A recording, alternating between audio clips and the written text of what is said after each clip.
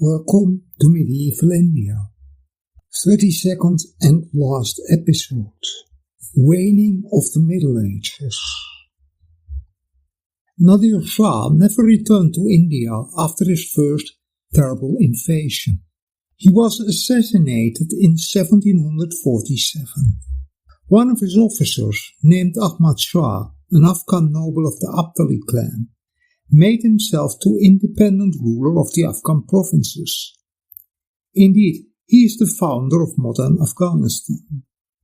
Ahmad Shah was the son of Saman Khan, the hereditary chiefs of the Abdalis, who headed them on their first conquest of Khorasan. He was descended of the family of the Sarduzai, who was looked on with a sort of religious veneration by their tribe. And although Ahmad Shah was only 23 years of age, he had distinguished himself enough that Nadir Shah had taken particular notice of him.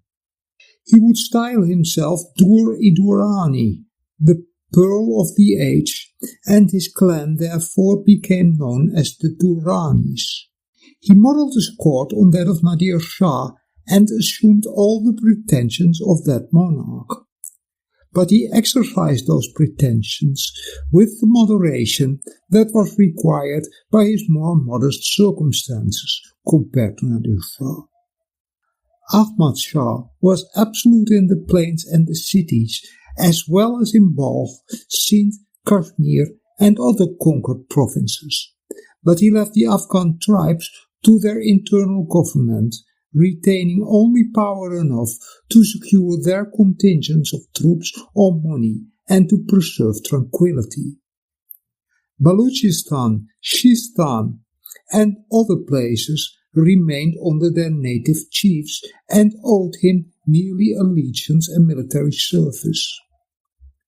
Dissensions in Persia in the second half of the 18th century prevented his being disturbed or distracted from that side and enabled him to take possession of most of Khorasan. But he saw the difficulties of further progress in that direction, and he contented himself with protecting Shah Rukh, the son of Nadir Shah, in Mashhad, while his own immediate dependencies were confined to the east of that city. It was to India that Ahmad Shah looked for conquest, and to India as well that he looked for money and employment for his army, and his first operations in that kingdom took precedence in time of the settlement of several of the other countries which we have just mentioned.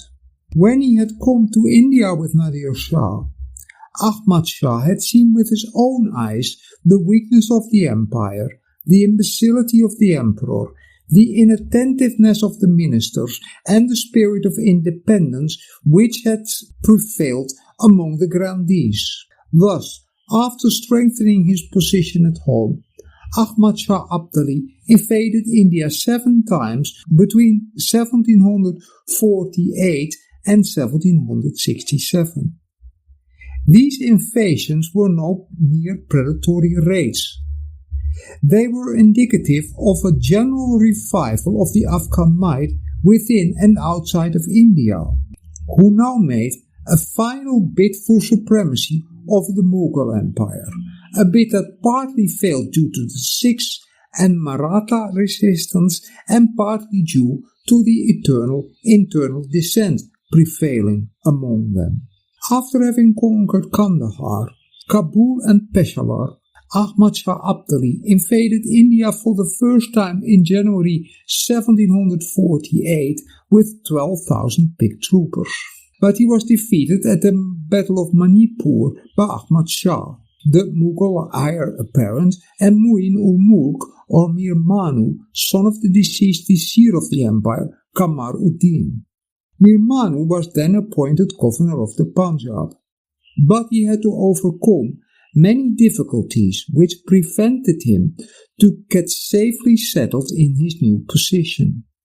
Ahmad Shah Abdali thereupon invaded the Punjab for the second time in 1750 and conquered it after defeating the governor. In the absence of any support from the Delhi court, the governor found resistance useless and he entered into an agreement with the invader. Ahmad Shah Abdali invaded India for the third time in December 1751, defeated Mir Manu, conquered Kashmir and forced the Mughal emperor Ahmad Shah to cede him the portion of India up to Sirhind. This meant a further reduction in the territorial extent and the power of the Mughal Empire. Mir Manu had submitted to the invader and he was appointed by him to governor of the Punjab in 1752. He promised to remit to the Abdali the surplus revenue of the Punjab and not to transact any important business without his orders. After the death of Mir Manu in November 1753 and that of his son and successor in May 1754, the Punjab fell into disorder and anarchy, largely due to the caprices of Mir Manu's widow, Mughal Begum. On an appeal from her for help, Imad-ul-Mulk, the powerful vizier of Delhi, marched to the Punjab, which he coveted for himself.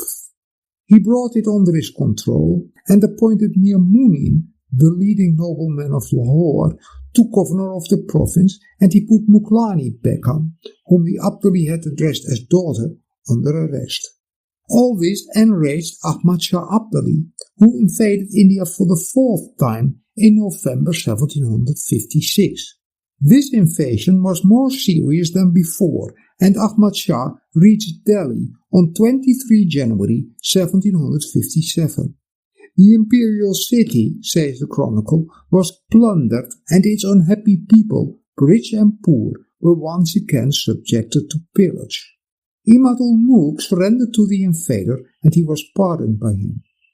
He further forced the Mughal emperor to formally cede to him the Punjab, Kashmir and Tata as well as the Sirhind district. For the government of these ceded tracts, Ahmad Shah left his son, Timur Shah, as viceroy in Lahore. After plundering the Jat country south of Delhi, the Abdali left India in April 1757. During Timur Shah's administration, for 1 year from 1757 to 1758, utter lawlessness and disorder prevailed in the Punjab.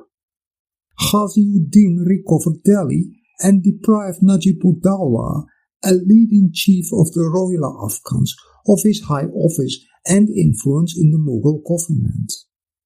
Jahan Khan infuriated the Sikh community by maltreating one of their most respected members, a religious guide, and the Sikhs rose up on all sides.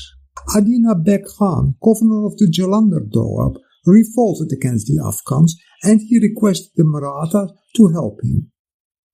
Raghunath Rao then marched to Delhi with a strong Maratha army and proceeded to the Punjab in April 1758. He defeated the Abdali governor there and expelled the Afghans. Raghunath Rao and his army, when leaving the Punjab, appointed Adina Beg Khan as the governor on payment of an annual tribute to them of 1,750,000 rupees. Adina Beg died in October 1758. Ahmad Shah Abdali now invaded India for the fifth time in October 1759 and secured the alliance of the Rohilas and Shuja-ud-Dawla of Awadh. With both the Marathas and the Afghans aspiring to the supremacy over Hindustan, a clash between them became inevitable. That clash took place on 14 January 1761 on the historic field of Panipat, where the fate of India had been decided twice before. This battle was the crowning victory for the Abdali, and its results were disastrous for the Marathas. It frustrated their ambition for the northwestern advance, caused them heavy losses in men and money, and dealt a severe blow to their prestige. Ahmad Shah Abdali retreated from India on 20 March 1761. Najib-ud-Dawla and Munir-ud-Dawla agreed to pay him, on behalf of the Mughal government, an annual tribute of 4 million rupees. Abdali's parting instructions were that Shah Alam should be recognized as emperor, Imad-ul-Mulk reappointed as vizier, and Najib-ud-Dawla as Mir Bakshi. But a river of blood lay between Shah Alam and Imad-ul-Mulk, and the opportunist Najib-ud-Dawla used this fact to secure his own elevation as the regent of the empire for the next 10 years. Abdali's repeated invasions checked the progress of the Marathas in Hindustan, hastened the dismemberment of the Mughal Empire, and helped the rise of the Sikh power. It has been observed rightly that the Abdali's career in India is immediately part of the Sikh struggle for independence. After the death of Banda, of whom I spoke in episode 27, there were further persecutions of the Sikhs, whose losses in battle had been great and depressing. The fortunes of the Sikhs were at their lowest in 1716. Yet the Sikh militancy could not be so easily crushed. Writes Cunningham, quote, "The tenets of Guru Nanak and Govind had taken root in the hearts of the people.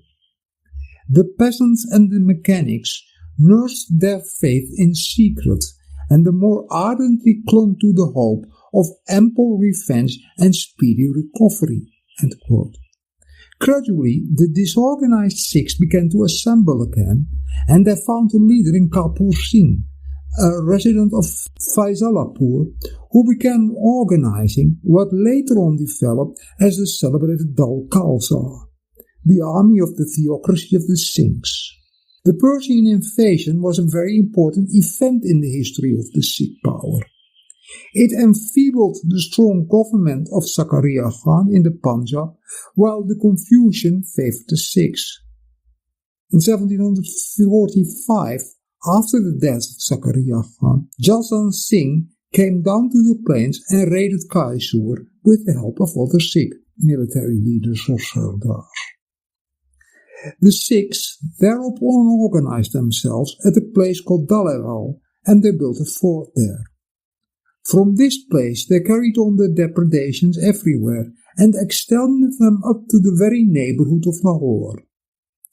Nadir Shah confirmed Khan Bahadur Zakaria Khan in the Nizamat of Lahore, whereupon the Sikhs withdrew from Lahore and its neighborhood and carried on their activities in the Jalandhar Doab. After the departure of Nadir Shah, Khan Bahadur Zakaria placed Adina Beg Khan in charge of the Jalandhar Doab, authorizing him to fight and reduce the Sikhs. But Adina Beg did not execute his task properly of subjugating the Sikhs, as he thought this would undermine his influence and power. The Trans-Sutlej Sikhs were kept under check by Zakaria Khan till his death in 1745, but in the Sutlej region, under the Delhi Suba, the utter weakness of the government gave the Sikhs a free hand to carry on their plundering raids. After the death of Zakaria Khan in 1745, intrigues of the rival parties in the Mughal court prevented the appointment of a new governor of the Punjab. Finally, Vizier Kamaruddin Khan was made the absentee governor. This destroyed the respite of peace and prosperity which the just rule of Zakaria Khan had given to the Punjab. Disorder now broke out everywhere. Everywhere lawless men, plunderers and adventurers who had long been in hiding came out in the open and began to desolate the realm. The Raja of Jammu rebelled, and on the other side the Sikhs began to cause trouble and tumult. At last the emperor agreed to the appointment of Jaya Khan, a son of Zakaria Khan, as the deputy governor, with the vizier as the titular subadar. After receiving the reins of government, Jaya Khan tried to suppress the Sikhs. Many Sikhs lost their life at Sahid Ganj, the chief martyr being Bhai Taru Singh, one of the Sikhs' most revered religious leaders. Jaya Khan passed orders for a general massacre of the Sikhs, but this was prevented by quarrels between Jaya Khan and Shah Nawaz, Hayat-ullah, another son of Zakaria Khan. Whenever Jaya Khan sent troops against the Sikhs, Shah Nawaz helped the Sikhs. Ahmad Shah Abdali led his first invasion against India in 1748, and his repeated inroads exercised a very decisive influence on the history of the rise of the Sikh power. In his first invasion, Ahmad Shah Abdali had some initial success, but under the able guidance and the gallantry of the deceased Vazir's son, Mu'in-ul-Mulk or Mir Manu, the imperial army still fought bravely. In the battle which took place at Manipur, a village 10 miles northwest of Sirhind, the Abdali had 12,000 picked troops, and the numbers of the imperial army were between 60,000 and 70,000. But due to an accident in the Afghan army, which found some rockets in Lahore and used them in the wrong way, so they exploded in the camp, the Abdali had to retreat. The Sikhs pursued the Afghan army up to the banks of the Indus and plundered Abdali's bagage. In the confusion which followed, the Sikhs began to consolidate their position quickly and brought a large portion of the Bari and Jalandhar nawabs under their control. During the Abdali's flight, Sikh Sardars organized a party of 6,000 to 7,000 fighters, and they named that the Dal Khalsa. The Subedar of Lahore, Mu'in-ul-Mulk, tried his best to subdue the Sikhs. Those Muslims who could bring severed Sikh heads got rewarded. But Mu'in-ul-Mulk could not devote all his attention to the suppression of the Sikhs, as Safdar Jung, who was appointed vizier of the Mughal Empire on 20 June 1748, was conspiring against him. The first instrument of Safdar Jung's malicious designs was Nasir Khan, whom Mu'in-ul-Mulk had appointed Fauj-dar.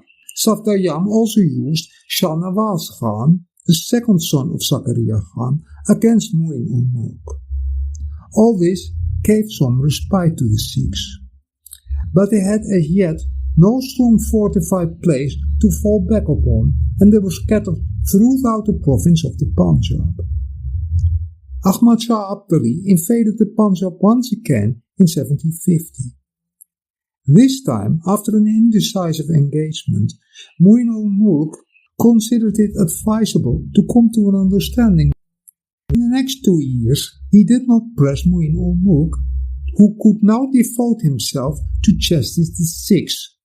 One expedition led by him against the Sikhs towards the close of 1752 has been thus described by his servant, quote, "When the Nawab Sahib, Mu'in-ul-Mulk, was out on an administrative tour in the Batala district, he heard that a large body of Sikhs were causing disturbances in the neighborhood, stopping the roads and ruining the cultivators.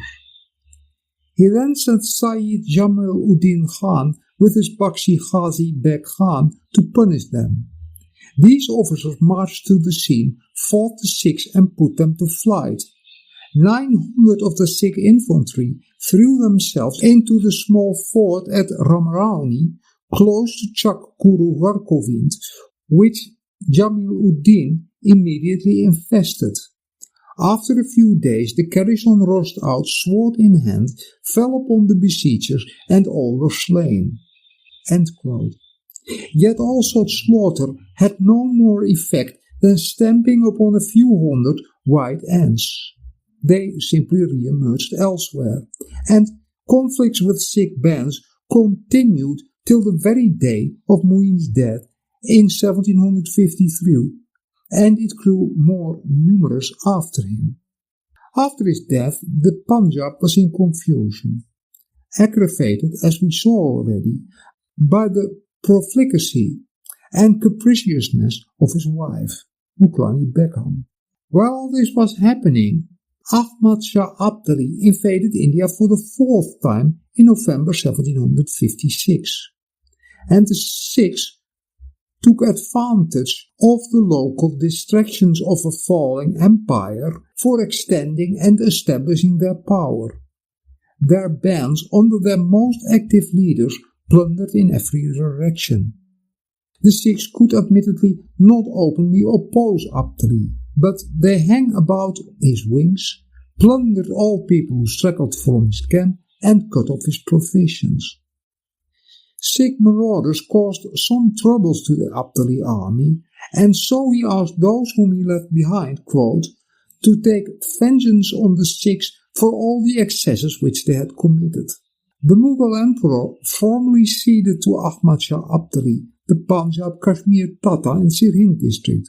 Ahmad, as we saw already, left his son Timur Shah for the administration of these districts with the able Afghan general Jahan Khan as his vizier.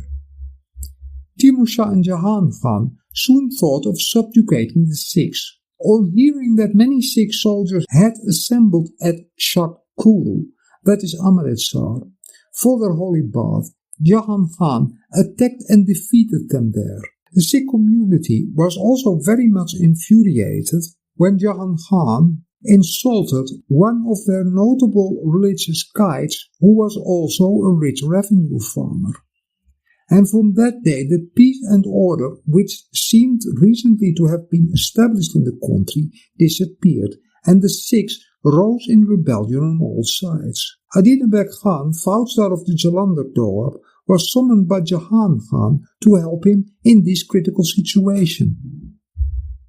But instead of obeying the summons, he fled away to the hills. He even entered into an alliance with the Sikhs, founded on a scheme of combined hostility to the Afghans. In consequence of it, utter disorder spread throughout the Punjab. Jahan Khan sent Sarfaraz Afghan of Atok and Kafran Khan as governor of Jalandhar and Kashmir respectively, but both of them returned defeated in the course of a month. Every force that was sent out by Timur Khan was defeated by the Sikhs. Even the surroundings of the capital Lahore were not safe. Every night thousands of Sikhs used to assemble and plunder the suburbs laying just outside the walls of the city, but no force was sent to repel them, and the city gates were kept closed. In February 1758, the Sikhs gathered together under Maratha advice and began to attack Abdali's rule everywhere. And from some places they expelled his outpost. They defeated Sa'adat Khan Afridi, plundered all the Jalandhar district, and forced Afridi to flee to the hills. By order of the Subedar, Khwaja Abid came to Lahore with 20,000 horse and foot soldiers to fight the Sikhs. But in the end he was defeated, many of his captains were slain, all his camp and bagage were plundered, and all the artillery left behind by Abdali was captured. Adina Khan now invited the Marathas to help him against the Afghans. The first Maratha invasion of the Punjab began by the middle of February 1758, and Adina Beg joined the Marathas before Sirhind, and Abdus Samad, the Durani governor of Sirhind, was worsted. But the unbecoming pride and presumptions of the Marathas, the presence of the wily Adina Beg, whose interest it was to keep those two people divided, the prevalent Sikh view that regarded the Marathas as intruders, combined to make a fusion between the Marathas and the Sikhs beyond even the domain of possibility. A new scene was opened with another Abdali invasion and the defeat of the Marathas on the field of Panipat. As soon as the Durani army had passed the Sutlej, the Sikhs began to plunder the stragglers, but Ahmad Shah could do nothing, as the Afghan army was now loaded with the plunder. Every night he had to throw up a light work around his camp, and in this manner he continued his march up to Atok, the Sikhs following him all the way. When the Afghans crossed the Atok, the Sikhs returned to blockade Lahore. Diaptali repeated his inroads into India till 1767, which aggravated confusion and disorder in the Punjab, and the Sikh nation was now far stronger and better organized than it had been in the days of Zakaria Khan. The most glorious chapter of Sikh history was now to begin.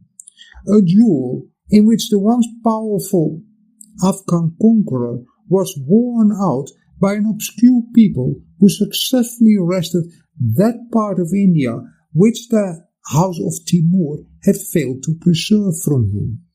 When Ahmad Shah came to the Punjab for the last time in 1765, his authority was confined to his camp, and he had to return to Kabul without fighting a single battle, even though the Sikhs were hovering around his camp. Ghazi Nur Muhammad, who had accompanied the Shah on this expedition, regretfully observed that the Sikhs had now divided up the country from Sirhind to the Derajat among themselves and enjoyed it without fear from anyone. The Sikhs formally declared their sovereignty in 1765 by striking a coin at Lahore after its occupation by three of their leaders. This coin bore the inscription which Banda Bahadur had on his seal 55 years earlier. The Sikh rule had come to stay. The Sikh chiefs commanded varying resources in terms of territory, revenue and horsemen. A small chief could be the master of a pargana, yielding only 50,000 rupees a year. A large chief could hold more than half a dozen parganas, yielding nearly 1 million rupees. The Sikhs' greatest assets were the arrangements they evolved on the basis of their common sense, their ties of kinship, and above all, their religious faith and doctrines, which served as motivating force and ground for their military and political actions. The institutions which enabled the Sikhs to occupy territories on a large scale are known as Rakhi, Misal, Dal Khalsa and Kurmat. They undertook to provide protection, Rakhi, to cultivators against all outsiders, including the officials of other governments, after levying a fifth of the produce of the land in return for that protection. The system became more and more popular as the Sikh forces became more and more effective, and Rakhi often served as prelude to permanent occupation. The ties of kinship among Sikh leaders became the basis of small combinations, which afterward came to be known as misals. Territory was often occupied by a misal as a unit, and sometimes by a combination of two or more misals. A large combination of forces became all the more necessary when the Sikhs grew in power. An alliance of all the misals became known as the Dal Khalsa, which acted in concert under the command of a chosen leader for a specific purpose. Depending upon the needs of a situation, the Dal Khalsa could be divided into two or more units. Invariably, before a campaign was undertaken, the matter was discussed, and that consensus formed the basis of the actions of the leaders of the Sikhs. Such meetings were open to every Sikh, and the resolution passed was called Kurmat, or the resolution of the Guru. Most of the important Gurmats were adopted at Amritsar, where the Sikhs used to meet at the time of the Baisakhi and the Diwali celebrations. But the Gurmat could be adopted at any place in the presence of the Guru Granth, the holy book of the Sikhs, or even on the field of battle. A Gurmat was morally binding on all the Sikhs, even on those who were not personally present at the meeting because of their belief in the doctrine of the Guru Panth. Where there are 5 Sikhs together, there the Guru is also. It is difficult to think of better basis of cohesion than the Gurmat, which was based on the principle of equality and freedom, and which subsumed the ties of kinship and other social ties, and which imparted a large degree of flexibility to practical application. It made the Sikhs much more formidable than the other contestants for power in the Punjab. For the Sikhs were far from alone. The vassal chiefs of the hills had only to withhold tribute and contingents to become independent rulers again. With the decline in Mughal authority, many of them now became independent of outside control. They admittedly acknowledged Ahmad Shah's suzerainty, but only intermittently and only in their self-interest. The chiefs of Jammu and Kangra, in fact, added to their power and prestige during the 18th century. There was also a good number of new principalities under non-Sikh chiefs in the plains. Most of them were descendants of the zamindars of Mughal times. Some of them were former jagirdars. A few of them, such as the Hindu shrines of the yogis of Iqbal, were heads of religious institutions enjoying revenue-free land since the times of the Mughals. They had all come into power by making use of the political and administrative framework of the Mughal Empire. In the 16th century, the Mughals had wrested the sovereignty of Hindustan from the Afghans. But there was an Afghan bid for supremacy in the middle of the 18th century on the growing dismemberment of the Mughal Empire. After the Second Battle of Panipat in 1556, the Afghan ruling houses in different parts of India had disappeared, and there was no Afghan state in any quarter of the country anymore. There were, however, still Afghan settlements in Allahabad, in Darbhanga, in Orissa and in Sylhet, which had been replenished in the first half of the 18th century, when there was a wave of Afghan immigration into North India, people fleeing for the armies of Nadir Shah. Afghan adventurers found military employment in many places, either as retainers or as mercenaries. Many of them settled in a solid block between Delhi and Agra on the west and Awadh and Allahabad on the east, and they became a serious menace to the declining Mughal Empire by the middle of the 18th century. Their settlement, formerly known as Katir, now came to be called Rohilkhand from its new dominant group. This area was bounded by the Ganges on the west and the Kara, also called the Deowa River, on the east, with the Ramganga flowing almost midway between the two. Rohila power had its beginning in the early years of the 18th century in a village situated at the southwest corner of the Barai district, through the efforts of Daoud, an Afghan soldier of fortune who came from Kandahar. Daoud and his party of Afghan adventurers hired themselves out first to the landowners and then to the imperial governor of the place. Doing so, Daoud laid the foundation of an estate.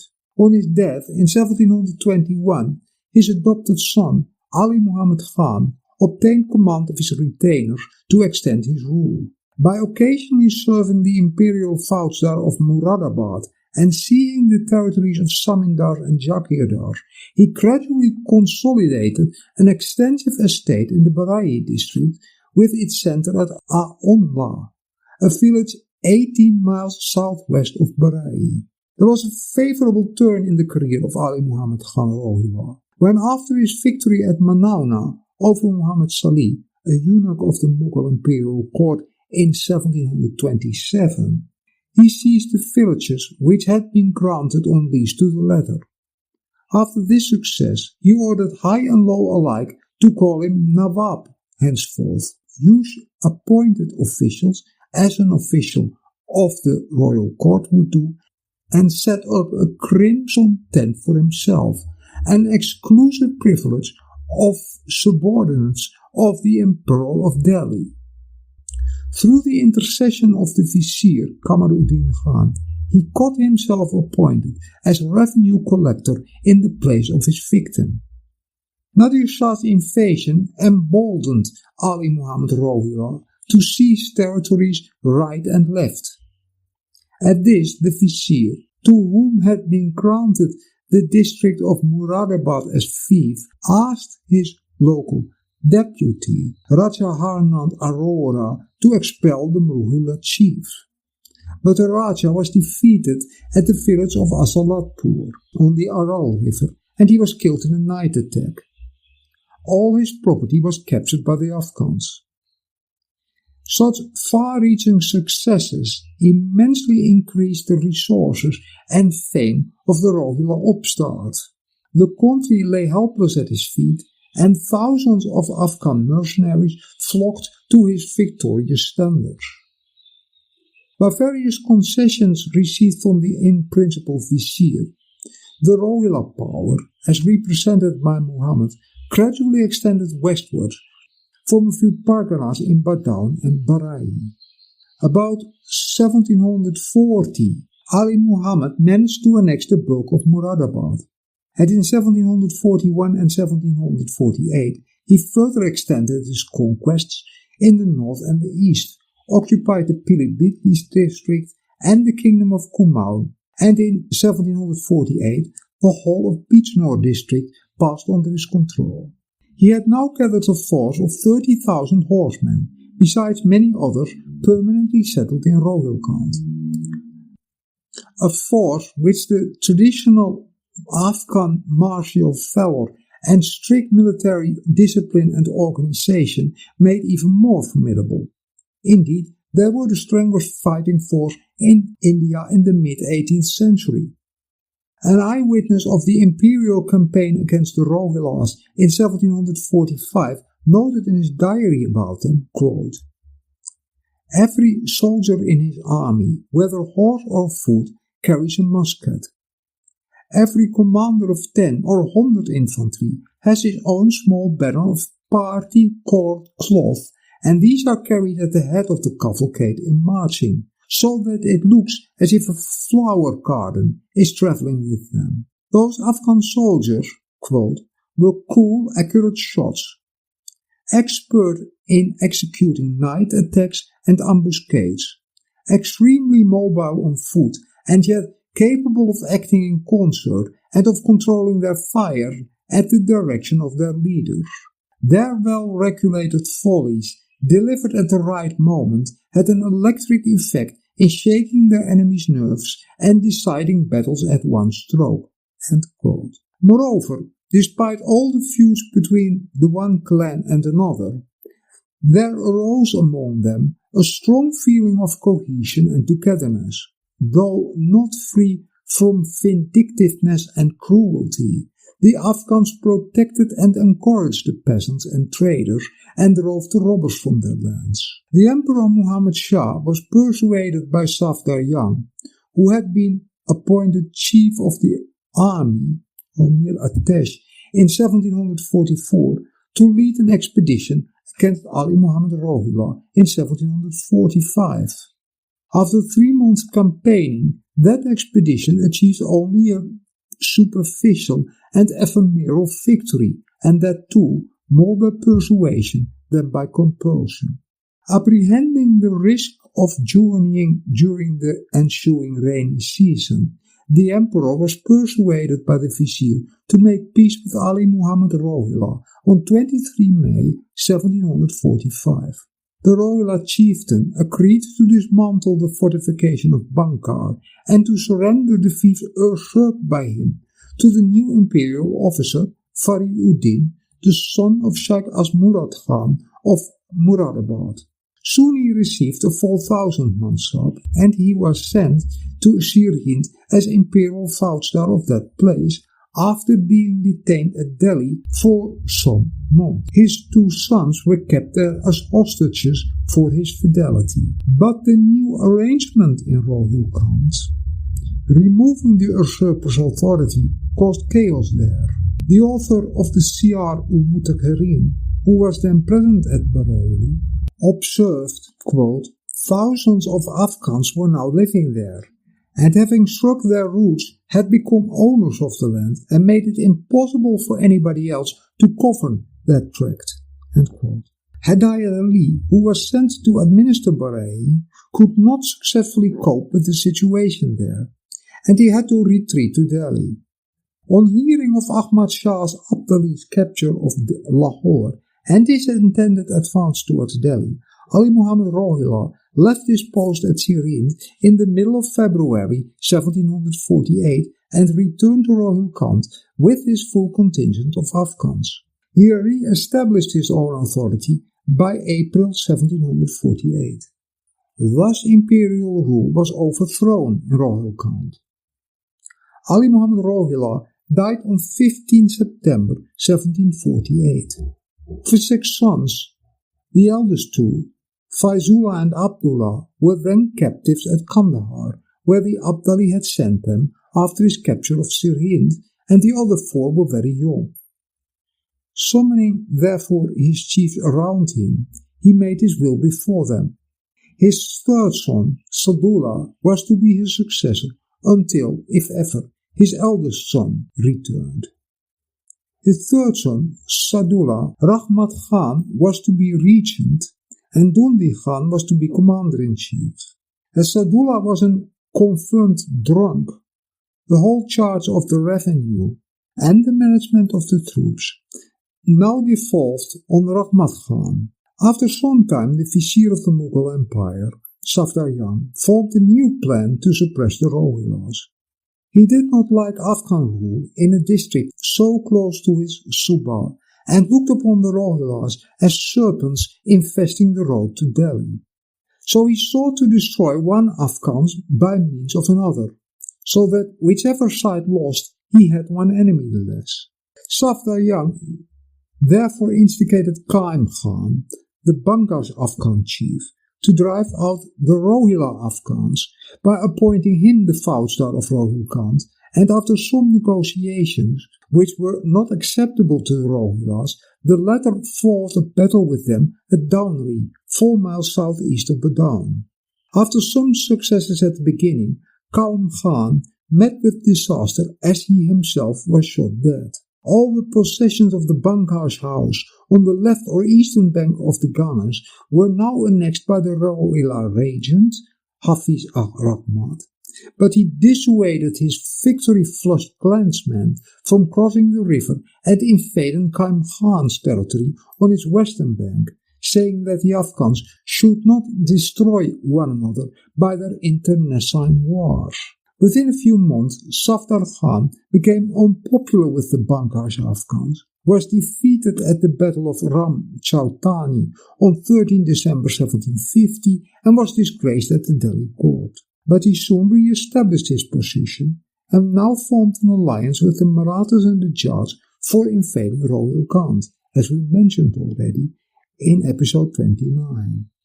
The Allies won a resounding victory over the Rohilas in April 1751. But on hearing of the Abdalis' invasion of the Punjab in early 1752, the emperor asked the vizier to make peace with the Afghans of Rohilkhand. At the beginning of 1752, a peace was accordingly concluded on the following terms: Farrukhabad and some other mahals worth 1.6 million rupees a year were left to Ahmad and other sons of Muhammad Khan Bangash, while the sons of Ali Muhammad Rohila were confirmed in the possession of Muradabad and some other mahals, but they were subjected to the payment of revenue for these. The Bangashes and the Rohilas thus emerged from this overwhelming invasion with surprisingly little permanent loss. Matters remained in this position till after the Third Battle of Panipat. By rendering good service to the Abdalis in battle, as we saw already, the Rohilas and the Bangashes made some gains. Hafiz Rahmat Khan was not only a brave warrior, but a wise ruler, and the years 1761 to 1768 formed a peaceful and prosperous period of Rohila rule. But Rohilkhand was again threatened by the Marathas in 1772, and the Nawab of Awadh also coveted Rohilkhand. The common Maratha menace, however, led to the conclusion of a treaty between the Rohilas and the Nawab of Awadh on 17 June 1772 in the presence of the representative of the East India Company, Robert Breaker. This soon dragged the Rohilas into a war with the British, the result of which was their complete defeat, although they fought with great bravery and resolution. Hafiz Rahmat Khan was killed while fighting bravely. About 20,000 Rohilas were expelled beyond the Ganges. Their province was annexed to Awadh, and only a fragment of it, together with Rampur, was left in the possession of Faizullah Khan, son of Ali Muhammad Rohila. In episode 26, I dealt with the career of the Bundela king Chitrasal up to the death of Aurangzeb.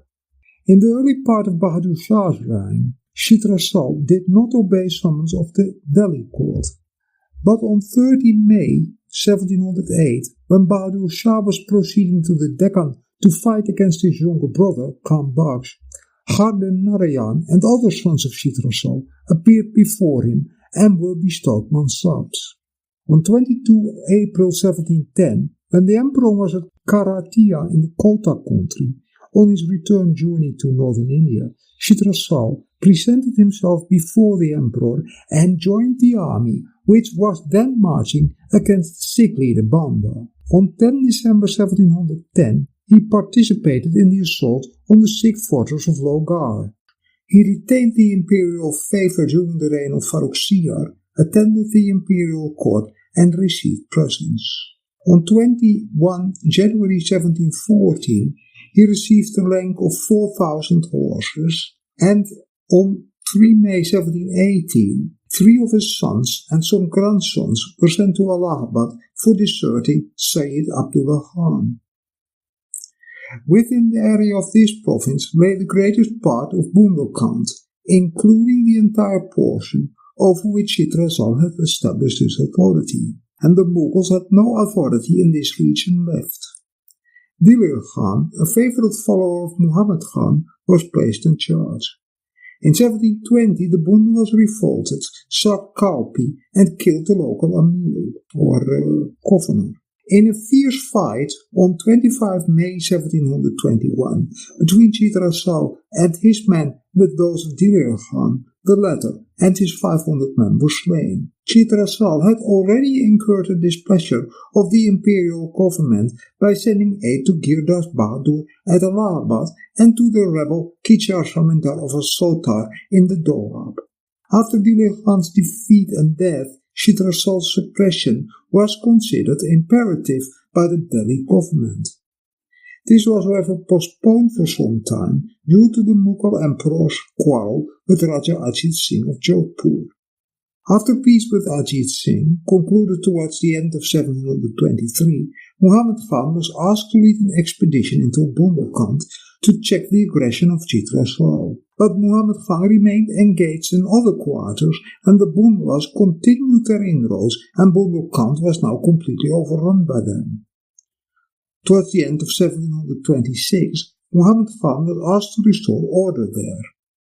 Crossing the Jamuna on 3 February 1727, his vanguard first cleared the eastern part of Bundelkhand.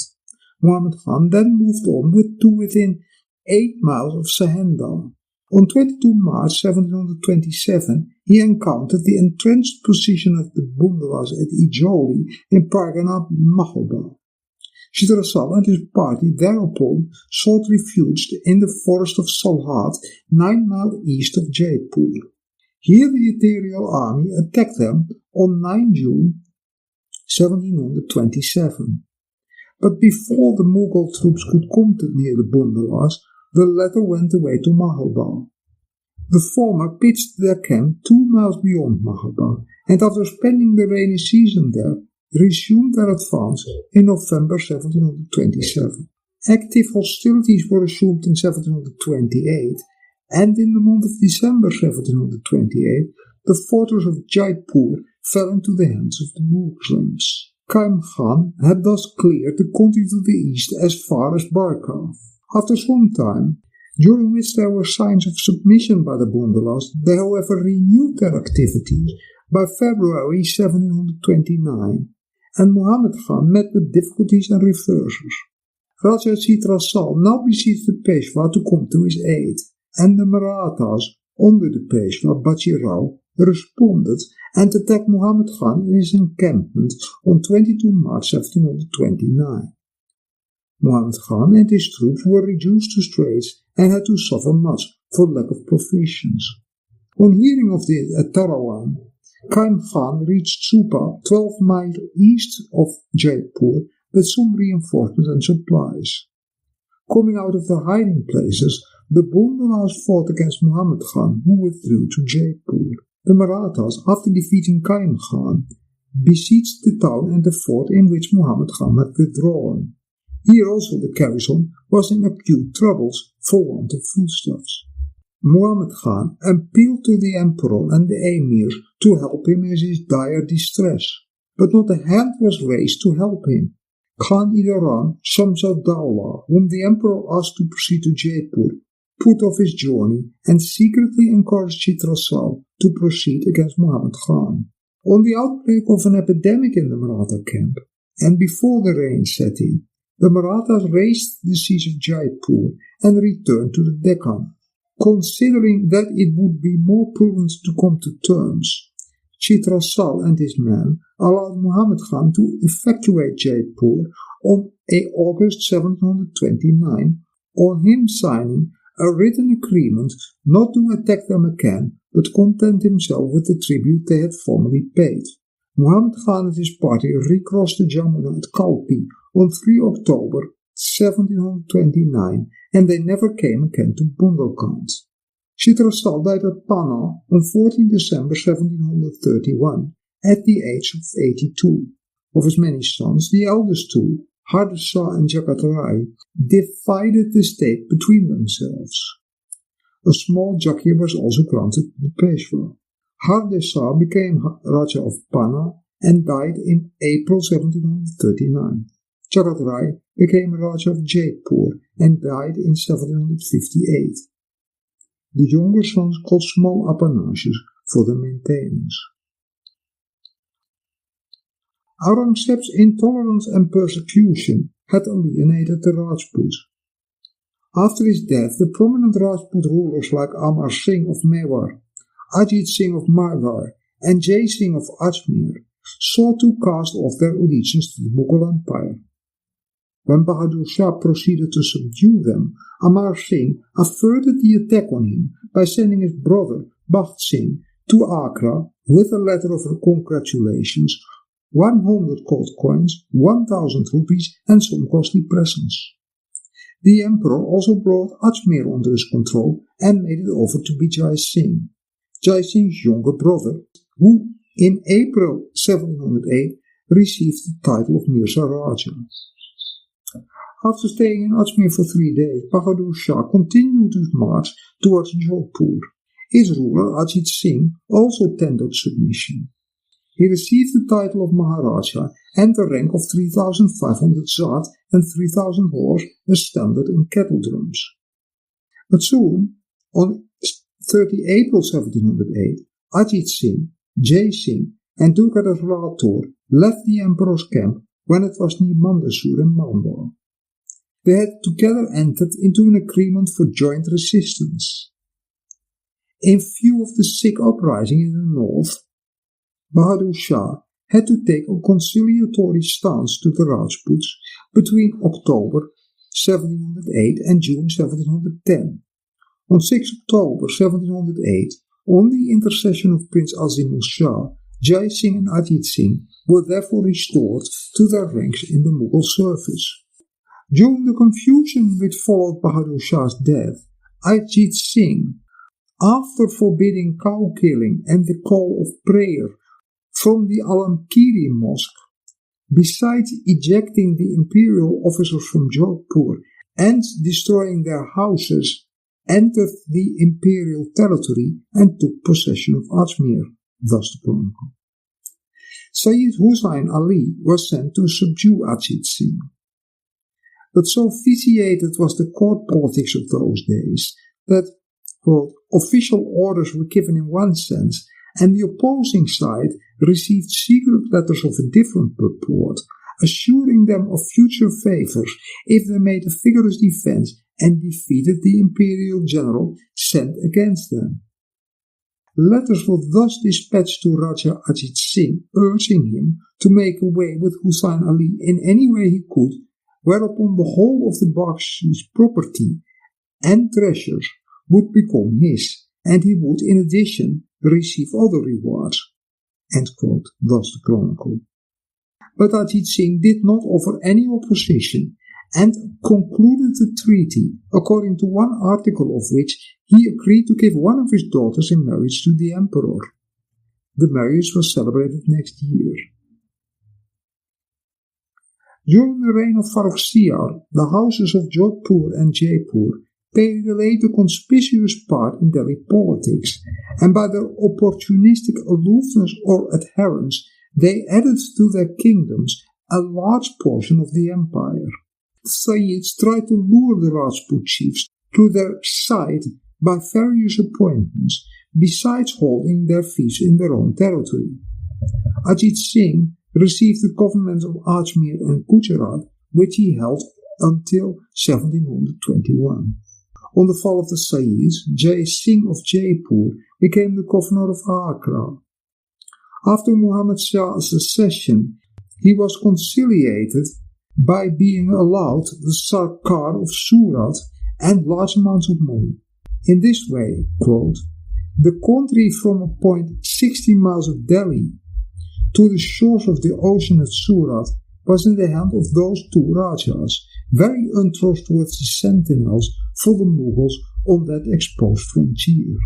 End quote. Ajit Singh secretly assisted the Marathas in their movements in western India. But after the toppling of the Sayyid brothers, who had been in alliance with the Rajputs, he was removed from the government of Gujarat, while the Suba was in anarchy, and Haidar Quli Khan was appointed in his place. Thus Jodhpur was alienated and Gujarat fell out of Mughal control. Ajit Singh met with a tragic death at the hands of his second son, Bakht Singh. With the decline of the Mughals, no paramount power was now left to hold the rivalries between the various Rajput states and between their princes of royal houses in check. And all the hidden personal ambitions and interstate rivalries now resurfaced. The Rajputs had become so closely integrated within the Mughal political system that when that system decayed, they lapsed into confusion as well. For war was the only profession for which the Rajput noble was fitted by tradition and training, for which he had been training his whole life, and when the Mughal emperors no longer embarked on new wars and no longer maintained large armies for defense, no honorable career was left to them, and they were confined within their small, sterile states, and there they turned their swords against one another. The chief storm center in Rajasthan during the second quarter of the 18th century were Bundi, Jaipur and Marwar. Bundi was threatened when Savai Jai Singh embarked upon a campaign to make Bundi a vassal state of Jaipur by removing its legitimate ruler, Bud Singh, and giving its throne to Dalil Singh in 1729. For the following 19 years, the dispossessed Bud Singh and his gallant son Umit Singh made various attempts to recover their throne, and ultimately Umit Singh triumphed. In Jaipur, Ishwari Singh struggled with his younger brother Madho Singh. Ishwari Singh tried to get Madho Singh satisfied by concessions to him, and he got the throne only after the death of the former. In Marwar, Ram Singh, the successor of Maharaja Abhay Singh, quarreled with his paternal uncle Bakht Singh, the chief of Nagaur. They entered into contest in 1749, soon after the death of Abhay Singh. Bakht Singh gained the throne in 1751 and bequeathed it to his own progeny. But there was no peace in the territory till the death of the dispossessed Ram Singh in 1773. Each of these three dynastic quarrels drew into its vortex the neighbors of the two main contestants, and in time all three fights became merged into one fight with two hostile blocks facing one another. And then the Marathas were called in to decide the issue by every party and almost in every year.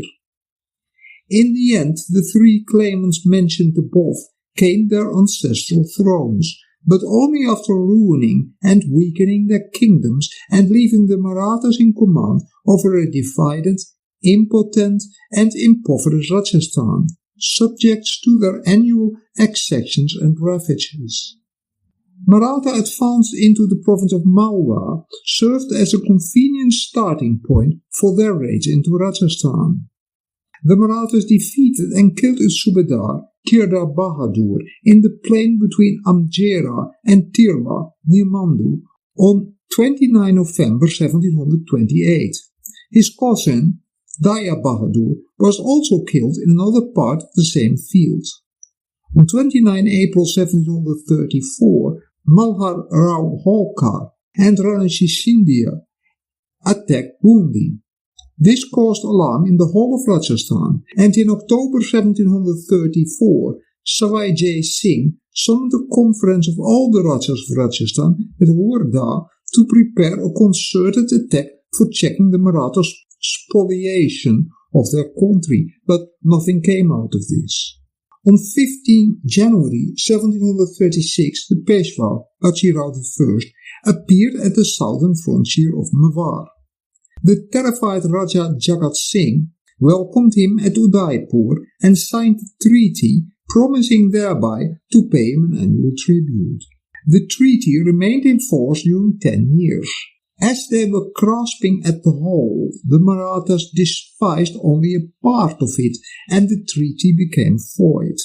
After Nadir Shah's invasion had dealt a shattering blow to the Mughal Empire, the imperial authority disappeared from Rajasthan in all but name. The Rajput princes were now left entirely to themselves to wrangle and fight within the confines of their own country, with the result of establishing a new master, the Marathas, as the arbiter of their destiny. This change was easier because in the course of the next 11 years, all the Rajput princes who had counted for anything in imperial politics were removed from the scene. Savai Jai Singh in 1743, Abai Singh in 1749, and Ishwari Singh in 1750. The smaller men who succeeded them and who could not look up to any great sovereign for support were naturally powerless to make a stand against the Marathas. Jai Singh died on 21 September 1743, and he was succeeded by his eldest son, Ishwari Singh. But his reign of 7 years was one long struggle with his younger brother Madho Singh and his Rajput and Maratha allies. Jagat Singh supported the claim of his nephew Madho Singh and advanced toward Jaipur. But with the support of the Marathas, Ishwari Singh defeated the Rana early in February 1745. The Rana then managed to secure the help of Malhar Rao Holkar. In March 1747, a combined army consisting of the troops of Marwar and Bundi, assisted by Holkar under his son Kande Rao, was defeated at the Battle of Rajmahal. At the end of 1750, Jaipur had again to suffer a new and disastrous visitation of the Marathas and saw a revolution in its affairs. Tired of the Maratha yoke, Ishwari Singh committed suicide in December 1750 and Madho Singh now occupied the throne. But in this war of succession, the Marathas had become the arbiter of Rajasthan.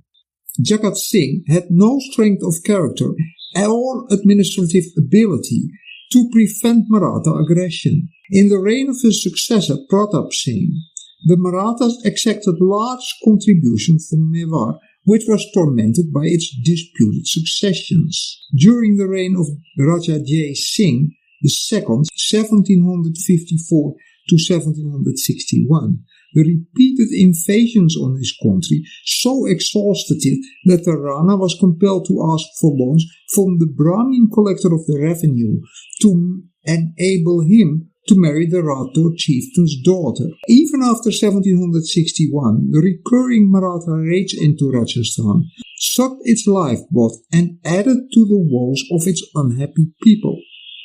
The Maratha invasions resulted in anarchy, plunder, economic ruin, and humiliation of the noble race, the Rajputs, who ultimately sought alliances with the British power by entering into treaties with it during the governor-generalship of the Marquis of Hastings at the beginning of the 19th century.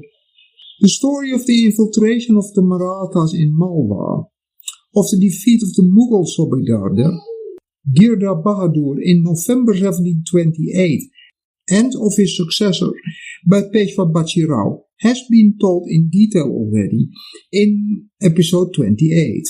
The Nizam, by the Convention of Dura Sarai in January 1738, promised to obtain for the Peshwa the subedari of that province. The promise was fulfilled 3 years later, when in July 1741, Peshwa Balaji Rao was granted the deputy governorship of Malwa. Thus Malwa ceased to be a part of the Mughal Empire. The Mughal administrative control and the government machinery there had already been breaking down since the Battle of Amjera, and now it was completely destroyed. The Marathas were by then in complete control of the entire province for about 10 years, but they did not provide any centralized provincial administrative machinery of their own to take the place of the shattered Mughal administrative setup there. Consequently, after the end of the Mughal rule in Malwa, the different Maratha commanders did not find it very easy to establish, much less to strengthen, their holds over the parganas assigned to them, which were generally spread over large areas and geographically non-contiguous. During the early decades, the Peshwa too was quite often changing these assignments to different commanders. Therefore, their revenues were invariably quite inadequate, even for their ever-increasing armies, more often than not on the move, and more so for local administrative purposes. The Maratha commanders in charge of Malwa had, however, to contend with another important factor in the polity there, viz. The Rajput principalities and estates of varying status and power that were spread out throughout the province. Having been there for quite some time, these Rajput ruling families were well entrenched in their respective principalities. The Maratha commanders had necessarily to leave them alone, provided their due contribution was paid off with some semblance of regularity. With the establishment of the Maratha dominion there, all these Rajput states of Malwa began to assume for themselves added power and greater authority than ever before. Moreover, there was complete anarchy within the Khalsa parganas, that is, the parganas who were directly taxed from the empire, and those held by absentee landlords. Various daring Rajput adventurers in the region collected bands of roving horsemen, and taking advantage of the prevailing fluid conditions, they established their own estates or zamindaris of their own. Many of the petty Rajput estates in central and western Malwa, not comprised in the then existing Rajput principalities, were thus established during these troubled decades of anarchy after 1732. These adventurous new occupants were later accepted by the Maratha commanders as the masters of those territories, as they readily agreed to pay off the Maratha dues levied on their holdings. Later, by the end of the 18th century, when the successors of these estate holders were dispossessed of their holdings, many of them readily became outlaws, and they came to be termed Hirashvas. Inevitably, the cruel hand of death brought about a series of changes in the personnel controlling the Maratha affairs in Malwa. The principle of heredity had already begun to prevail in matters of succession to these early Maratha Jagirs in Malwa, but the Maratha commanders had involved themselves in the Rajasthan and Delhi affairs since 1747, when the House of Scindia suffered a series of casualties. Malharao Holkar, however, secured in 1757 for Madho Singh of Jaipur the parganas of Rampura and Banpura in northwestern Malwa, once ruled over by the Chandravatis, but the dispossessed Chandravatis lost no opportunity to disturb those parganas or to seize Rampura. Again, due to lack of sufficient Maratha forces in Malwa, none of the Maratha commanders were able to strengthen their hold, even on their Sar-Anjan parganas which they owned directly. Thus, seething discontent among the residents and the local zamindars of Ahirvada, including the Raja of Graukokar, came to surface in May 1760, which made roads passing through that region unsafe for traffic and even difficult for Maratha courtiers. The repercussions of the Maratha disaster at the Third Battle of Panipat were very great in Malwa. Everywhere, the dispossessed or humbled original chieftains and even petty landlords raised their heads and talking of shutting the southern invaders out of their country. The Chandravatis captured Rampura, the Bhopal Nawab occupied Bilsa, and Abhay Singh Rathore, an officer of Maharao of Kota, raised the standard of revolt in the Malwa Pargana of the Kota state. For full 3 months or more, the position of the Marathas in Malwa was critical. But Malharao Holkar, the only senior notable survivor of Panipat, was now in supreme control of the Malwa affairs, and he rescued the situation, as there was no paramount leader among the countless separate caste and tribal chiefs in Malwa to unite them and win their freedom from Maratha domination. Malharao Holkar was however ailing, and he died at Alampur on May 20, 1766. With him, not only the first phase of anarchy in Malwa ended, but also the predominance of the Holkars in Malwa affairs. With the rise of Maharaji Scindia, it titled in his favor. In episode 27, I treated the earlier career of Churaman Jat until the death of Aurangzeb. Churaman and his Jats took full advantage of the war of succession after Aurangzeb's death between Bahadur Shah and his brother Azam to strengthen his and their position. After the victory of Bahadur Shah, Churaman professed allegiance to him and received a mansab of 1700 zat, 500 horses. The clever man he was, his policy was to wait for a suitable moment for furtherance of his own ambitions. Next he joined the imperial forces at Ajmer and fought in their campaign against the Sikhs at Sadaura and Logar. In 1712, on the decease of Bahadur Shah, there was again a war of succession, and Jahandar Shah, the eldest son, having been triumphant, he ascended the throne. Churaman took the opportunity of that he was totally unfit to wield the scepter, to go back to his own country, and devoted his energy to increase his power. When Farrukh Siyar, the nephew of Jahandar Shah, approached Agra to contest the throne, Churaman, without rendering any aid to the emperor, looted the bagage of both parties. On the defeat of Jahandar Shah, Farrukh Siyar ascended the throne. Chandela Ram, the imperial Subedar of Agra, then tried hard to subdue the Jat leader, but in vain. By conciliatory methods, the next Subedar, Samsam Uddaulah Khan Idauran, succeeded in bringing him to the imperial court, where he was cordially received and placed in charge of the royal highway from Barapura near Delhi to the crossings of the Chambal. But he fell into disfavor. The extent of the country he took possession of was thought excessive by the court, and his demanding road dues was objected to, and so was his interference with imperial Jakir holders. All that the Jagirdar could collect from him was a little money thrown to him as if it were an alm. Churaman had also constructed the fortress at Thun in the midst of a thick and thorny jungle. The conduct of the Jat leader enraged the emperor, who wanted to punish him and entrusted the task to Savai Jai Singh of Jaipur. On arrival in the Jat country, the latter besieged Churaman in his fortress at Thun.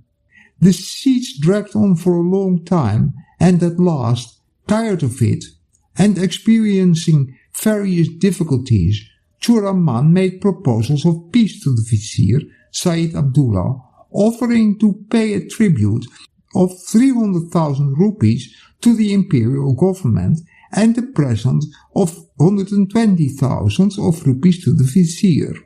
Both parties having agreed to those conditions, peace was ratified and Jai Singh was compelled to raise the siege. Thereafter the Jat leader visited Delhi with his nephew Rupa in April 1718. When later on quarrels broke out between Sayyid Abdullah and the emperor, Churaman joined the former, and to him was confided the duty of harassing the imperial force and plundering it wherever he could. On the first day of the battle between the emperor and his minister, near Hasanpur, he plundered the imperial bagage. But when on the following morning Sayyid Abdullah's position became hopeless, he plundered the bagages of both sides and then retired with the spoils to his own country.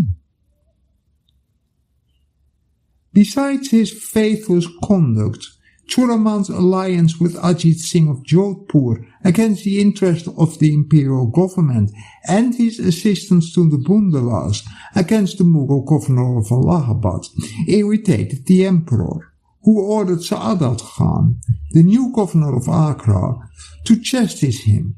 But his deputy, Nilkant Nakar, while riding out on an elephant, was shot dead by the Sialats. Churaman had undoubtedly gained in strength, but he committed a serious mistake by imprisoning his nephew Badan Singh, who, when released at the intervention of other influential Jats, fled to the Mughal camp. Saadat Khan was however unable to bring the Jat leader to his knees, and he was then replaced by Jai Singh as governor of Agra. On advancing into the Jat country, the Raja besieged the fortress of Thun. Badan Singh pointed out its weak places to him, and this helped him in reducing it. In the meantime, Churaman had quarrels with his son Mukam Singh and committed suicide by taking poison. Despairing of success after some resistance, Mukam took to flight, whereupon the imperial army occupied the fortress. Badan Singh, the son of Churaman's brother Bau Singh, was then recognized as chief of the Jats by Jai Singh, and this was confirmed by the imperial court. It was a very critical time for the Jats. There was as yet no Jat state, no politically united nation, no Jat king, and even the small beginnings of a tribal organization and foundation of a state were totally destroyed after the death of Churaman and the fall of Thun. So Badan Singh had to commence everything afresh. By his amiable conduct, he won over the support of Jai Singh, who bestowed on him the Tika de Nishan, the kettle drum, the five-colored flag, and the title of Brajaj Raja, or Lord of the Holy Land of Mathura. But Badan very astutely abstained from assuming that title, and throughout life styled himself only Thakur or Baron, and represented himself publicly as a mere vassal of the Raja of Jaipur. He was an apt and capable leader with indefatigable energy. He united the scattered units of the Jats, and all lands and wealth held by Jat village headmen were brought under his control. He strengthened his position in two ways. First, by application of force where necessary, and secondly, by matrimonial alliances, especially with some powerful families of Mathura. He organized a strong army, consisting of infantry and cavalry, and constructed 4 strong forts, namely Dik, Kumbar, Veer and Bharatpur, and provided them with ample provisions and sufficient artillery. It was Badan Singh who laid the foundation of a new ruling house, that of Bharatpur, with enlarged territory. In 1752 he was created a Raja with the title of Mahendra by the Mughal Emperor Ahmad Shah. Badan Singh was also a patron of architecture. He constructed a temple at Vrindavan, known as Dir Samir, fine palaces in the fortress of Dik, a beautiful house with a large garden in the fort of Wire, and palaces at Kamar and Sahar. He died on June 7, 1756, and was succeeded by his adopted son Suraj Mai. During the latter half of Badan Singh's regime, his son Suraj Mai acted as regent owing to the inactivity and growing blindness of his father, and it was during this period that he earned fame as an able warrior, efficient leader, and able statesman. When, after the death of Shawai Jai Singh, a serious struggle ensued between his two sons, Suraj Mai, on appeal for assistance from the elder son, joined him with 10,000 cavalry, undaunted by the enormous strength of the enemy, and he earned undying fame for his valor and military skill in that conflict. On 1 January 1750, he inflicted a crushing defeat on Salabat Khan, the commander-in-chief of the Mughal army, and compelled him to accept his terms. In the same year, and again in 1752, he rendered material assistance to the imperial vizier Safdarjung against Ahmad Khan Bangash and against the Rohilas. A few days later, the office of Faujdar of Madurai was conferred on Suraj Mai. This gave him the governorship of most of the territory on the two sides of the Jamuna in the province of Agra and the environs of that city for an annual tribute. During the civil war between the Mughal Emperor Ahmad Shah and Safdarjung, Suraj Mai, out of gratitude, rendered all possible assistance to Safdarjung and plundered Delhi and its suburbs mercilessly. After the civil war, he obtained pardon of the emperor through the new vizier Intezar Mudawala. Next, the Jat country would pass through an ordeal due to Maratha attacks on the Raghunath Rao and Mawar Holkar, and eventually it was saved on promise of payment of a heavy indemnity. On the death of Badan Singh, Suraj Mai assumed power, as name as well as in fact. By this time he had established his reputation as an able ruler and efficient general, and he could tackle every problem of the state with due foresight. After settling the affairs in Delhi, Ahmad Shah Abdali marched to the Jat country for forcible realization of tribute, and compelling the Jai Raja to enter his service, he besieged and captured the fort at Balabkar, putting to death all its inmates. In the meantime, overcoming the opposition of Jawahir Singh, Jahan Khan, the Abdalis general, entered Mathura and carried out indiscriminate plunder and massacres of the inhabitants. Kokku was saved by the stiff resistance of 4,000 warlike Naga Sannyasins, who, for want of opposition at Vrindavan, suffered terribly. In 1760, the Abdali again demanded tribute from Suraj Mai and invaded the Jat country, besieging the fortress of Dik. But fortunately for the Jats, the siege was afterwards lifted, and the Abdali moved back towards Mewat. The political situation in India had become unusually tense due to the rivalry and that animosity between the Marathas and the Abdalis. The former enlisted the support of Suraj Mai, but soon after a rift occurred between them for various reasons, as we saw already. Suraj Mai felt so much disgusted with the Marathas then, that he deserted their cause and returned to his own country, apprehensive of a future Maratha attack against it in case of their victory against the Abdali. But notwithstanding their differences, Suraj Mai was generous enough to provide food and shelter to the Maratha fugitives who survived the disaster at Panipat and entered into his country. He did this at the risk of vengeance from the Abdali, whom he appeased by an offer of tribute. On receiving a rich booty worth 500,000 rupees, by capturing and plundering the city of Agra, he paid 100,000 rupees to him, promising him to pay 500,000 more, which he never did. By this tactful and efficient guidance of the state, overviewing this period of turmoil, Suraj Mai not only provided his political foresight and sagacity, but he remained the strongest potentate in India, with absolutely unimpaired forces and an overflowing treasury, while every other chief had become more or less ruined. Suraj Mai then wrested considerable portions of the Doab from the Marathas, recovered his lost places in Aligarh and Bulandshahr district from the Abdali possession, and conquered also some places of the Agra district and Haryana.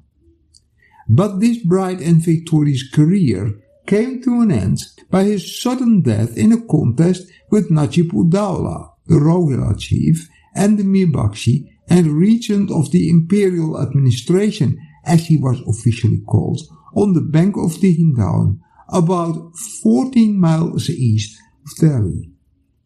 Suraj Mai was then 55 years of age, and his demise was a rude shock to the Jats.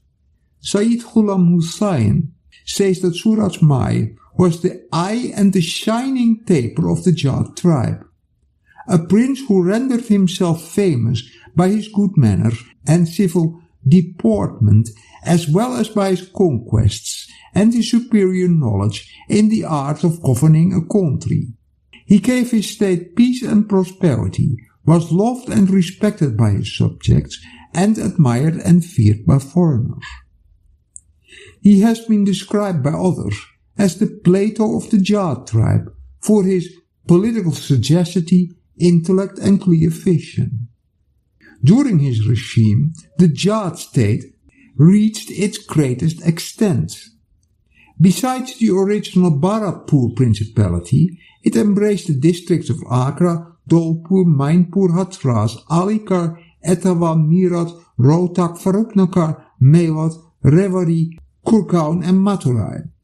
Its annual revenue was 1,750,000 rupees, whereas the expenditure was 600,000, and Suraj Mai left a reserve fund of 10 million, inherited and acquired taken together.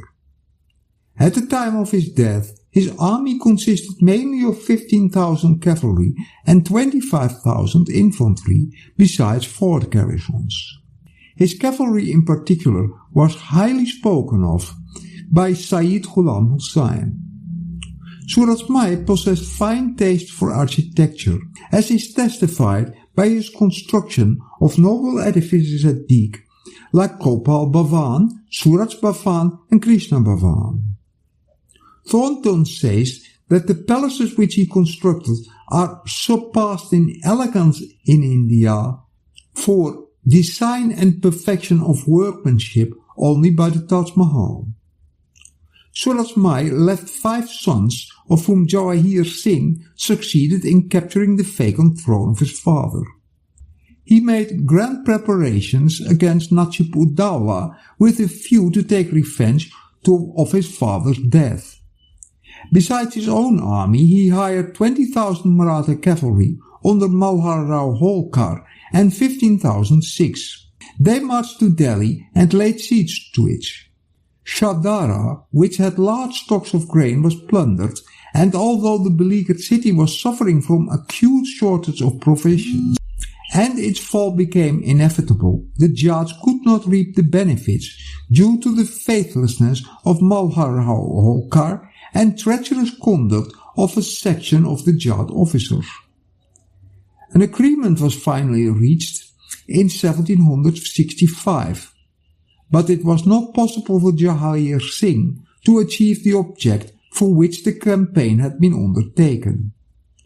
On his return from the above campaign, he turned his attention against those influential and powerful Jat leaders whom he considered to be refractory. He enlisted into his service foreign troops, including the contingent of Captain Samru, a Frenchman, and with their aid he arrested the Jat leaders, including Balaram, once the chief minister of the state, and Moharam, the ex-chief of the artillery. Balaram committed suicide in prison. Moharam and other chiefs died under torture, and others saved their lives by surrendering their wealth. Jawaharlal Singh imprisoned also his rebellious cousin, Bahadur Singh, but released him later on. All such actions alarmed the Jat people, alienated their sympathy from him, and created a feeling of bitterness against him. After the above, he was involved in a quarrel with the Marathas, who had supported his brother Nahar Singh in his claim to the throne of his father. Jawaharlal Singh defeated his enemies and captured Dholpur, headed by Nahar Singh, as an appanage. In conjunction with the Jat prince of Kohat, he raided also the Maratha possessions in northern Malwa. In the rainy season of 1767, he invaded Aher and Bind, formerly tributary to the Marathas, and quickly effected the conquest of all the domains of the Marathas and the petty zamindars up to Kalpi. Freed from troubles and master of a big and flourishing state, he was then at the height of his power. But he soon brought misfortune upon himself by his quarrel with Madhol Singh, the Raja of Jaipur. Besides frontier disputes, his pride and insolence, his demand for the surrender of the widow of Nahar Singh, who had taken refuge in Jaipur, and lastly, damage done to Jaipur territory by the Jat soldiers during their march through that state to Lake Pushkar, greatly offended Madhol Singh. When Jawaharlal Singh was on his return journey, the Jaipur army, which had been following the Jat army, attacked him at Maunda in Jaipur territory on 14 December 1767. Although Jawaharlal Singh maintained his ground till nightfall and claimed the victory, he lost his artillery, his tent and his bagage. He returned home pillaged, stupefied and overthrown. The country beyond the Chambal rose at the first report of that rout and was gone as quickly as it was taken. Madhol Singh then invaded the Jat country and defeated Jawaharlal Singh, but when the latter was reinforced by 20,000 Sikh mercenaries, the Rajputs retired to their country. In the same year, 1768, Jawaharlal Singh was assassinated by one of his soldiers. He was a strong ruler and centralized all the power in his own hands. But this centralization of power, with mercenary troops at its back, weighed too heavily on the freedom-loving spirits of the Jats. He did not possess the foresight and tact of his father Suraj Mai. His finances were, however, in good order, and he maintained a magnificent court. Brain and character alike were, however, wanting among the successors of Jawaharlal Singh, and in addition, the lack of a strong man at the head of state let loose all the selfishness and factious spirit among the other members of the royal family, which completed the national downfall in a few years. Ratan Singh, younger brother of Jawaharlal Singh, succeeded to the throne of Bharatpur, but he was thoroughly unfit for such a position. Neglecting the duties of the state, he wasted his time in worthless amusements. He reigned less than a year and was murdered by an alchemist on 8 April 1769. Keshari Singh, the infant son of Ratan Singh, succeeded to the throne of his father. During his rule, a civil war ensued between the regent Nawal Singh and his brother Ranjit Singh, both half-brothers of the late Raja, for the above post, leading to the invitation of the Marathas and the Rohilas to intervene. The Jat state suffered terribly due to the civil war, the legacy of which was a mutilated state, a factious nobility, a demoralized army, and a depleted treasury. Although Nawal Singh remained regent, the losses of the state were beyond calculation. One ominous cloud after another then enveloped the political horizon of the Jat state. In 1772, the desertion of the leader of the missionary troops, René Madec, who had rendered valuable service to it, weakened its military efficiency. In the following year, imperial troops under Mirza Najaf Khan, the commander-in-chief, attacked it and after defeating the Jat army, plundered the city of Barshana and occupied the fort of Kottawan. Then the forts of Agra and Balabkar fell before his arms. Farrukhnakar was also occupied. Added to these losses was the desertion of Samru with his French contingent. The Jats, mostly ignorant peasantry, had not been able to adopt the European discipline and tactics which had now come to sway over Indian warfare. This military weakness of their state was for a time concealed by their employment of the two French advisers, Madec and Samru. But with their exit, the weakness of the Jat army was revealed. Ranjit Singh of the Jats entered into a defensive and offensive alliance with the British in September 1803 and he fought together with them in the Battle of Lashbari against Daulat Rao Scindia. But repudiating the conditions of the above alliance, he joined Jaswant Rao Holkar in the following year in his attack on Delhi against the British, and the same feeling of hostility having been shown by him against them at Deeg, it was besieged and captured. The British then laid siege to Bharatpur. With the utmost valor, Ranjit Singh repulsed 4 successive assaults of General Blake, but as his men began to lose heart, he became apprehensive and opened negotiations for peace, which was finally concluded in April 1805. He promised to pay an indemnity of 20,000 rupees and desist from holding any communication with the enemies of the English or employing any European without their permission. The English held on to Deeg till they were satisfied with his faithful observation of the terms of the treaty. As he remained faithful, Deeg was afterwards restored to him. The hill states, lying between the Indus and the Ravi in the outer ranges of the Himalayas, fell into 2 political groups. The first group comprised Kashmir and many small states situated between the Indus and the Jhelum, all ruled over by Muslim chiefs. The second group embraced Jammu and the petty states lying between the Jhelum and the Ravi, numbering 22 in all.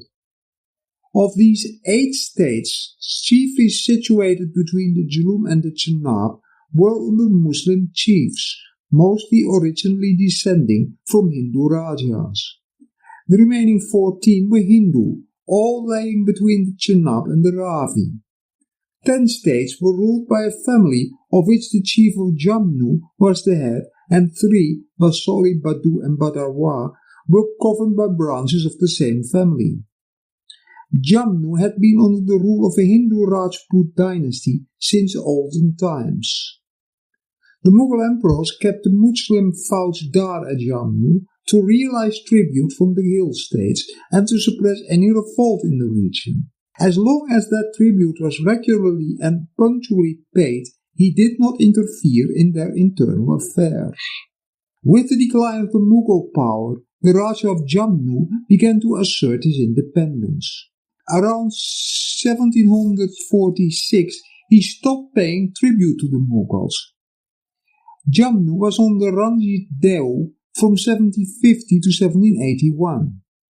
He was a man of great administrative ability, taking advantage of the confused political state of the Punjab owing to the decline of the Mughal rule, the Durani invasion and the rise of the Sikhs.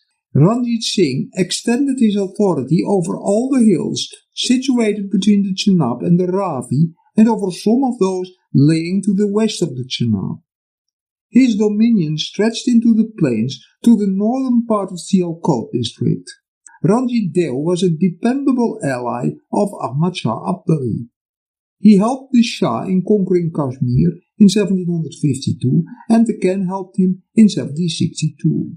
In April 1757, Ahmad Shah Abdali confirmed his alliance with Ranjit Deo by granting him 3 parganas, Savarwal, Sankatra and Aurangabad. Ranjit Deo struck coins during the early part of his reign in the name of the Mughal Emperor of Delhi, but later on these were struck in his own name. On these coins he retained the year of the reign of Shah Alam, however. It was a time of upheavals and extreme lawlessness. Yet his little state, Jammu, was an abode of peace and safety. During Ranjit Deo's reign, the city of Jammu prospered greatly. It became a center of trade, both of the plains and hills, including Kashmir. Even rich bankers, merchants and high officials of Lahore and Delhi, both Hindus and Muslims, found a place of refuge at Jammu. During Abdali's third invasion, Muin-ul-Mulk, the viceroy of the Punjab, sent his family and treasures to the care of Raja Ranjit Deo of Jammu. A dispatch received by the Governor-General at Calcutta spoke highly of him in 1780. Quote, "That said Raja is distinguished for his courage and valor, and is so just and kind to his ryots, his peasants, that the inhabitants of the Punjab and the Doab have since the times of Nadir Shah's invasion always found a safe refuge in his country from the tyranny of unscrupulous adventurers. The writer knows of no people from Attock to Delhi who live more free from care and fear than those of Jammu." End quote. But Ranjit Deo could not escape the Sikhs. About 1770, he submitted to Janda Singh Bangi and agreed to pay tribute. On Ranjit Deo's death in 1781, he was succeeded by his son Brij Rao Deo. During his reign, the Jammu state came completely under the subjection of the Sikhs. Abdul Samad Khan was the governor of Kashmir under Bahadur Shah and Jahandar Shah. Farrukh Siyar transferred him from Kashmir to the Punjab. The great Mughal emperors had maintained their hold on Kashmir by visiting the valley frequently in hot weather. Akbar, Jahangir, Shah Jahan and Aurangzeb built palaces and gardens at Srinagar. After Aurangzeb's death, the decline of Mughal power affected the political condition of Kashmir, which generally remained disturbed up to 1752. No Mughal emperor visited Kashmir after Aurangzeb. Ahmad Shah Abdali conquered Kashmir in 1752. The Afghan rule there lasted for 67 years, up to 1819. The Afghan kings were mainly interested in getting tribute, which was fixed at 2 million rupees a year. As long as this amount was remitted punctually and regularly, the king left the governors with full power and would take no notice how they ruled, ably or tyrannically. There were 58 governors during the Afghan rule. One of them was an Hindu, while the others were all Afghans. Abdullah Khan Ishaq was the first governor. His chief secretary was Sukhjivan Mal, Punjabi Khatri of Bera. He had taken up service under Abdali's prime minister Shah Walid Khan during the first invasion of Ahmad Shah in 1748. Shah Walid Khan was so much impressed with his abilities and honesty that he appointed him to this high post in 1752. Abdullah Khan Ishaq was a despot and a despoiler. He denuded the state's treasury, and for money he fleeced the people, sparing none for his operations. In 6 months he collected about 100,000 rupees in cash and goods. In order to deposit it safely in his hometown, Kabul, he left for Afghanistan, appointing Khaja Abdul Khan as his deputy. His rule was equally unpopular on account of his greed and extortion. A local leading noble, Abdul Hasan Khan Bande, prevailed on Sukhchivan to murder Khaja Abdul Khan and assume the governorship himself. The deputy was killed after 4 months' rule. Sukhchivan took charge of the state and conveyed his submission to Ahmad Shah Abdali. This took place in the earlier part of 1753. He was the first Hindu chief of Kashmir since 1320. Ahmad Shah confirmed him and appointed Khaja Kijak as his deputy. Sukhchivan was a brave soldier, wise administrator, scholar, linguist and poet. He engaged 5 good scholars to compile a history of Kashmir from the earliest times. Each writer was provided with 10 assistants. The head of these historians was Muhammad Tawfiq, whose original name was Lalaju. Ahmad Shah Abdali demanded an exorbitant tribute equal to 10 times the revenue of the country. Sukhchivan ignored those demands on the ground that no money could be saved from regular revenues, whilst he was opposed to extortion. He offered allegiance to Emperor Alamkir, who now conferred the title of Raja on him. Ahmad Shah Abdali was in the Punjab to December 1762. In June he sent an expedition against Sukhchivan, but it failed. Ranjit Deo of Jammu was hostile to Sukhchivan, however. He envied his efficiency and popularity. Besides, he cast longing eyes on the pretty valley. Hence another expedition was dispatched in October under the guidance of Ranjit Deo. The Afghan forces entered Kashmir by Tosha Madan Pass. Sukhchivan came to oppose them at the head of 50,000 troopers. His commander-in-chief, Bakht Mau, was won over by Ranjit Deo and he deserted his master. Sukhchivan was captured, immediately blinded, and sent off to Lahore, where he was trampled to death by horses. After this, the Afghan rule in Kashmir was mainly a tale of atrocities. As a result of this oppression, unrest spread in the province. Neighboring tribes like Kakas, Bambas and Gujars sacked the valley. It was conquered by Rajit Singh in 1819, and that was the end of the old order in Kashmir. In sum then, the death of Aurangzeb had opened the floodgates of civil war, revolt and foreign invasion, and the Mughal Empire crumbled to pieces and Mughal supremacy vanished forever. Yet such was the prestige of the Timurid dynasty that their name continued to be invoked by the powers that contended for supremacy even when they fought against the emperor's own authority. These rising powers were not necessarily rebels by intention. They sought some center of authority, and when Delhi broke down, they attempted to substitute themselves as representing the Padishah better than any other power. Nor was this attitude confined to Muslim princes, to whom even the later Mughal emperors symbolized religious as well as political authority. The Marathas, under the rule of their ministers, the Peshwas, though they habitually raided the shrunken territory of Delhi, acted in the emperor's name, and they were proud of such titles as they received or extorted from him. The rival European companies also took this sentiment into account. Duplessis, with his Mughal title of Safdar Jang Bahadur, made use of imperial prestige in his schemes to drive out the English, the essential preliminary to the substitution of the French government. The East India Company developed their sovereignty in Bengal under the imperial name, and in the last early years of the 19th century were still purporting to act under the authority of the Mughal emperor. After the death of Aurangzeb, there began a conflict of rival influences, Maratha, Muslim, and later on, for a brief period, the French and then the English. It was a half-century before any sign appeared that out of that chaos a power would emerge capable of establishing, slowly but surely, a government which could give peace and unity to India.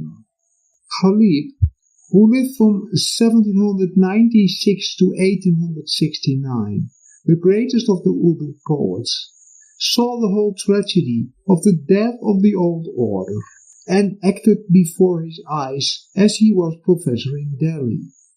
But he was convinced that there were possibilities for new life in the destruction of the world he had lived in and the world he had loved as a courtier. He had long foreseen the breakup of the old Indian system, and before the mutiny he had written, quote, "They gave me the glad tidings of the dawn in the dark night. They extinguished the candle and showed me the rising sun. The fire temple got burned, they gave me the breath of fire. The idol temple crumbled down, and they gave me the lamentations of the temple gone. They plucked away the jewels from the banners of the king of Ajam. In its place they gave me the jewel-scattering's pen. They removed the pearl from the crown and fastened it to wisdom. Whatever they took away openly, they returned to me in secret." End of the medieval India scene.